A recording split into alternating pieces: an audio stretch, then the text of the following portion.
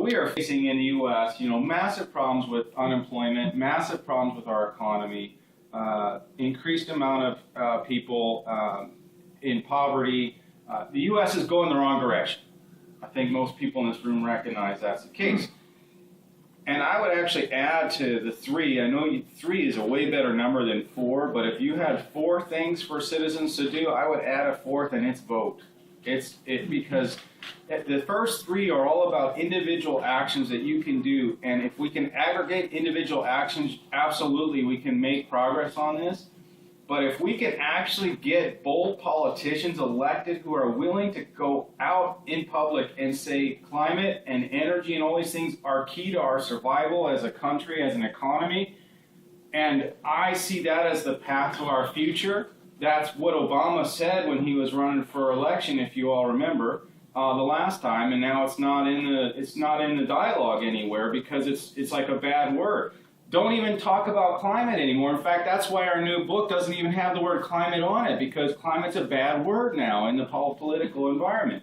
It's become very politicized, even though it's not about politics. It shouldn't be about politics. It's about the future. It's about our children. It's about whether the U.S. can actually restore its economy to some level of strength, because it's really bad right now. So what we need to do, there's a lot of things we need to do, but one of the things we need to do is show the path towards a low-carbon economy that doesn't involve massive amounts of suffering.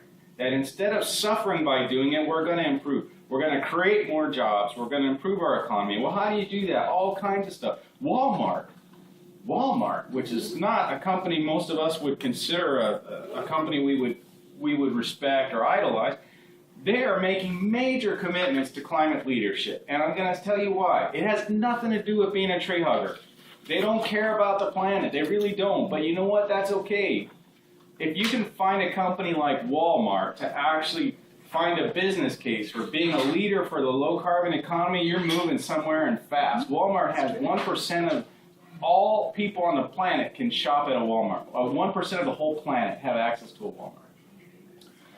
They're expecting to save $300 million a year by 2014, just from energy efficiency and some of the other low-carbon solutions they're implementing into their business.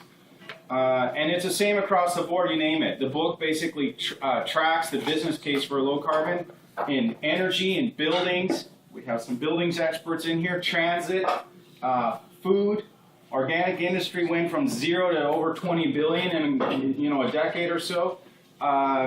We talk about a whole bunch of areas of the economy where companies and cities and organizations are already succeeding. One last point. Let's look to the cities. We all live in cities or near cities.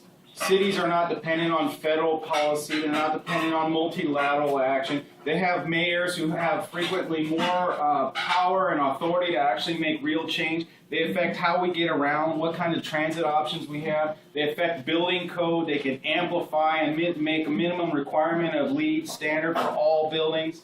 There are so many things cities can do to help take us out of this mess, and mayors around the world and around the U.S. are taking real leadership in climate change, whether they're whether they're Republican or Democrat. Cities and mayors actually recognize it's not a political issue. It's about creating a better quality of life for our people, for our citizens, and make themselves more attractive for investment for other entrepreneurs and the creative class, because the creative class does not want to live in a bunch of suburban sprawl where they have to drive long ways in massive amounts of traffic. They want vibrant, creative cities that are green and committed to the future. So I recommend, if I could recommend one thing, is to look to your cities and vote.